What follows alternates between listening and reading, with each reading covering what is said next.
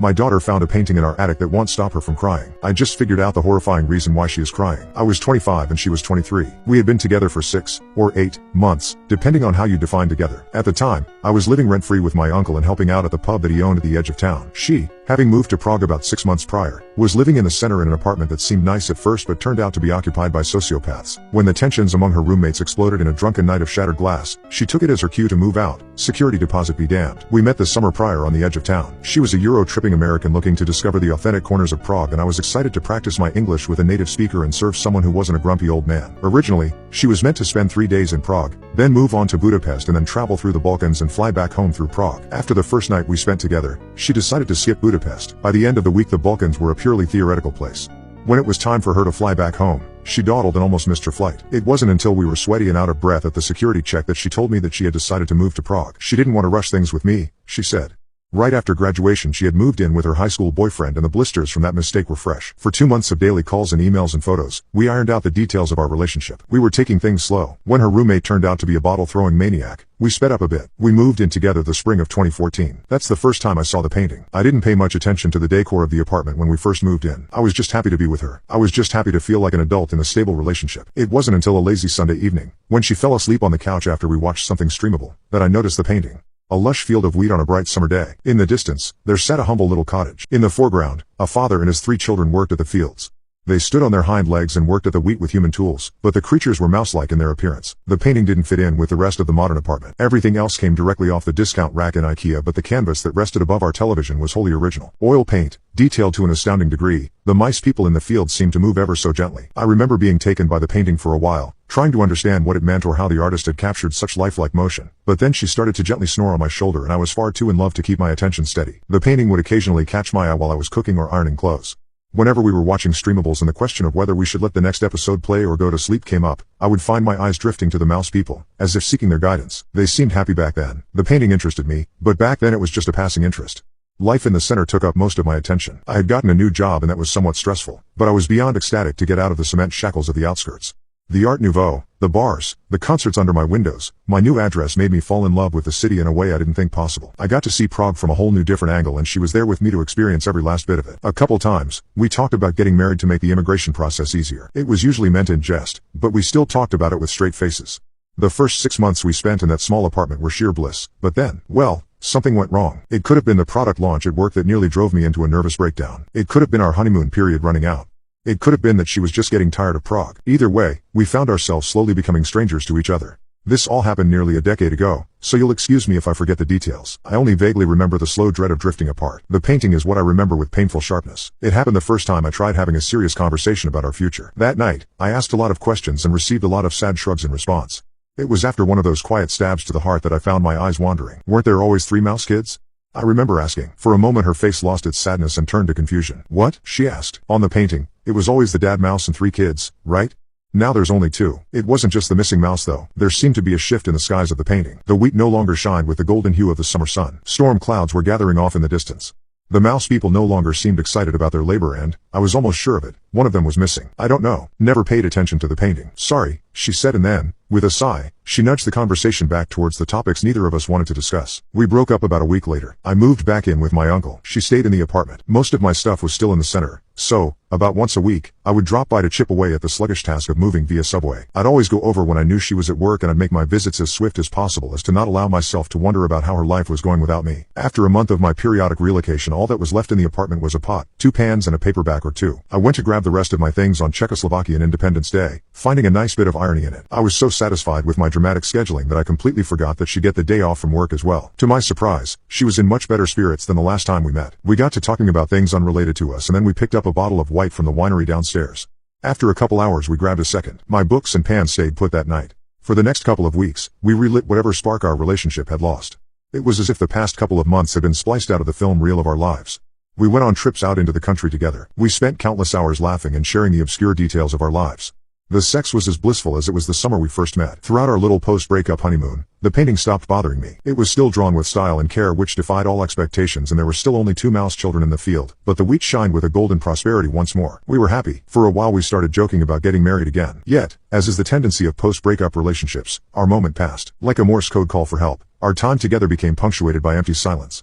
Eventually, That plea descended into complete darkness in another night of slow and difficult conversations. As we sat on the couch and slowly shuffled towards the realization that we have no future together, I once again found my eyes drifting towards the painting. The hue of the fields turned cold once more. Off in the distance, by the cottage of the mouse people, I spotted a little clump of rocks and a cross that had not been there before. That night, our relationship breathed its last breath. That ending hurt, but it didn't hurt as much as the first one. Perhaps, somewhere deep inside, I knew that we were not meant to last. Perhaps, it was the strangeness of the painting that lessened the sting of the breakup. It all hurt, obviously, yet as I rode my 2 a.m. Uber back to the outskirts with my collection of paperbacks and pans, I didn't think much of her. I thought about the mouse people. I thought about the little grave next to the cottage. I was certain it was never there before. I was certain the painting was changing in front of my eyes. We kept radio silence for about a week. I retreated back to the outskirts and nursed my wounds among towers of cement. I had resolved to avoid the neighborhood in which she lived to keep the stitches around my heart from splitting, but soon enough that resolve proved to be pointless. Prague had turned sour for her. She was moving back to the States. There was still 6 months left in the contract on the apartment and someone needed to replace her name. The last time we met, the change in the painting was undeniable. The warm summer sun was blotted out by dark storm clouds. The fields of wheat which were once bountiful grew sparse and diseased. The father and his 2 mouse children had ceased their labor and shed their smiles. The mouse people stood on the road leading to a broken-down cottage, their heads bowed in sorrow and their eyes void of hope. Her bags were already packed and sitting by the door. She was not interested in talking about the painting. She wasn't interested in talking at all. The changes in the art defied all reason and sent my mind down paths that didn't belong. Briefly, I considered whether she was not changing out the pictures whenever I left the apartment. I asked. There was no motive for her to try to drive me insane, and that sort of malice would have been deeply uncharacteristic of her, but I still asked. She did not respond. She just looked at me as if I had turned into a complete stranger. We sat there in silence, our shared history slowly being wiped away by pain until her Uber notification went off. I helped her with her suitcases. After an anemic hug she got in the car. I never saw her again. The thought of the painting being a part of some bizarre prank didn't seem likely the day I asked it. By the end of the week, it became unthinkable. The painting continued to grow darker and darker. The wheat turned sicklier by the day and the attention of the mouse family slowly turned from their dying fields to the world beyond the painting. They stared at me. They started at me with their beady eyes full of sorrow, as if I was responsible for their suffering. They stared at me and their stares brewed a deep guilt within my stomach. I wanted to remove the painting from the wall back then, but the breakup had sucked away all of my resolve. My diet started to consist wholly of ordered food and I scarcely ever visited the living room or kitchen anymore. The painting was still in the back of my mind. I would still occasionally catch glimpses of its ever-worsening visage, yet life kept me busy enough for it to slowly fade from my attention. I had a job to focus on. I had a life to live. It wasn't until a season later that the painting took center stage of my attention again. I had attended the birthday party of an old high school classmate and befriended his cousin to a degree where she wanted to visit my home after all the bars had shut. I was not prepared for visitors that night. My bedroom was a mess. My new friend would be unimpressed by my growing collection of takeout boxes around my bed, so, to prevent any feelings of repulsion, I settled down with her on the couch in the living room. For a while, things were going smoothly. My new friend and I had comfortably settled down and were drunkenly exploring each other's bodies. But then, with a discomforting suddenness, I felt her body tense under my hands. When I asked her what was wrong, she slowly nodded towards the painting. Even in the faint reflected light of the street lamps outside, you could see them. The tortured mouse family stood at the foreground of the painting. They all looked hungry, very hungry, yet the mouse children seemed to be balancing the edge between starvation and death. Their father had his skeletal arms around them, holding them upright. All 3 of them looked out to the world beyond the painting with hungry, sunken eyes, begging for deliverance from their suffering. To ease her discomfort, I took the painting off the wall and rested it face down in the hallway. That did not help. All the sex had dissipated from the room the moment she noticed the starving mouse folk. Soon enough, she was ordering an Uber back home.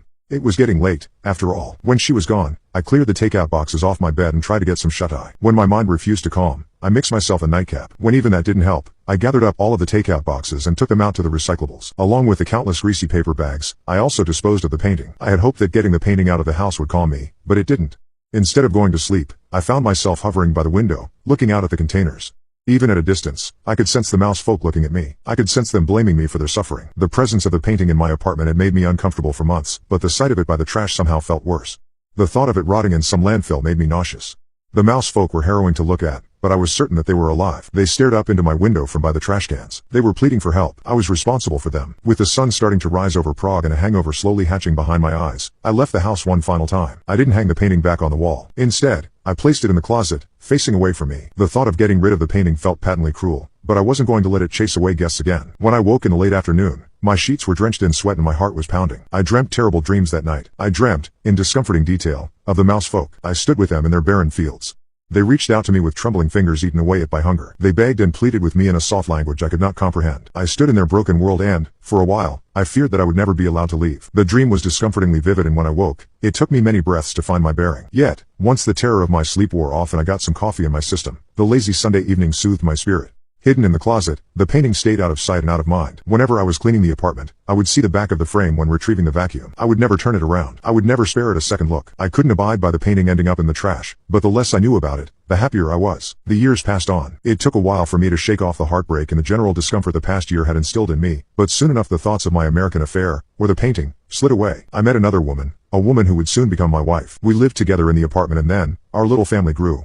Our daughter wasn't planned, but she was loved. Before she could walk, the humble pad in the city center suited us just fine. But as time wore on, it became clear that there were better places to raise a child. The air was smoggy and the trams were loud and the nearest park was too distant to be a daily attraction. Eventually, my family retreated from whence I came, back to the outskirts. We moved past the cement housing projects and into the quiet suburbia of family homes. Briefly, I considered leaving the painting behind, but it didn't feel right. Without checking if the canvas had changed, I threw a tarp over it and deposited it in our new attic. Hidden out of sight, the painting slipped my mind completely. For years and years, I completely forgot about my old relationship or the queer mouse folk. It wasn't until this morning that I found myself looking in those harrowed eyes again. I woke to a scream from the attic. I've told my daughter 100 times that she's not allowed to play up there, but she's never been a particularly obedient child. The moment I heard her, I rushed up the stairs as fast as I could. I had feared an injury, but the moment I saw the tarp on the floor I knew something worse had happened. Over the years, the painting had continued to change. The fields had wilted into dead earth. The humble cottage in the distance was laid low into kindling. The mouse father held his children in his skeletal arms, yet they no longer seemed alive. His tortured eyes stared out into the world. Bloodshot and sunken and pleading, the mouse father looked at me.